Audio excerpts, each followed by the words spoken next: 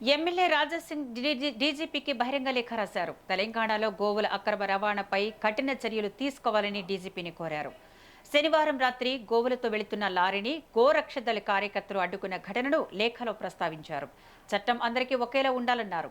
హిందువులైనా MIM నాయకుడైనా సమానంగా చూడాలని రాజాసింగ్ పేర్కొన్నారు. గోవుల అక్రమ రవాణాకు పాల్పడుతున్న వారిపై వెంటనే కేసులు నమోదు చేయాలని డిమాండ్ చేశారు. పోలీసులు రాజకీయ ఒత్తిడులకు లోను కాకుండా నిష్పక్షపాతంగా విధులు నిర్వహించాలని సూచించారు. హిందువులపై మాత్రమే చర్యలు తీసుకుంటే ప్రజలు అనుమానాలు తలెత్తే అవకాశం ఉందన్నారు.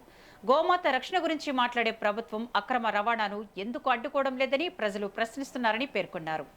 ఎవరైనా చట్టాన్ని ఉల్లంఘిస్తే వారిపై కఠిన చర్యలు తీసుకోవాలని, ఈ అంశంపై తెలంగాణ డీజీపీ వెంటనే స్పందించి తగిన చర్యలు చేపట్టాలని ఎమ్మెల్యే రాజాసింగ్ విజ్ఞప్తి చేశారు.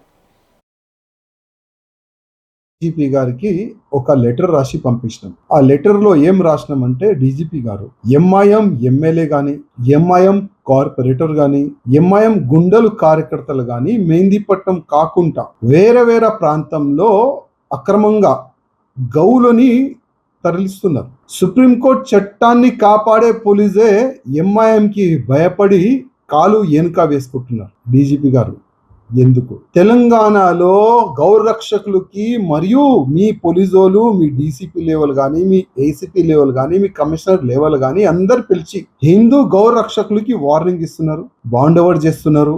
ఇంకా ఏం చెప్తున్నారు అంటే, గౌరక్షక పేరు పైన రోడ్డు పైన వస్తే జైలుకి పంపిస్తాం, రౌడీ షీట్ ఓపెన్ చేస్తామని ఈ విధంగా బెదిరిస్తున్నారు హిందువులకి. ఇంకా కొంతమంది హిందువులకైతే అక్రమంగా కేసులు పెట్టి మరియు జైలు కూడా పంపిస్తున్నారు.